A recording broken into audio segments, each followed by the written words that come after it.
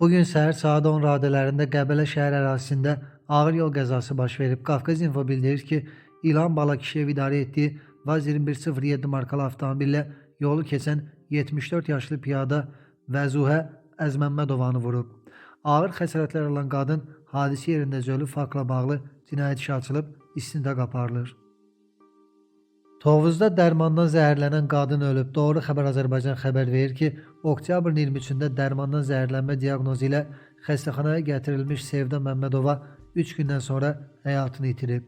Baş vermiş faktla bağlı Tovuz rayon prokurorluğunda araşdırma işlərinə başlanılıb.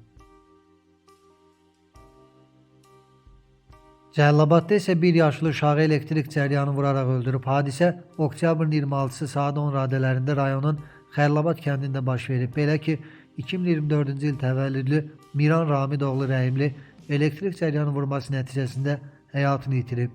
Baş vermiş faktla bağlı araşdırmalar aparılır.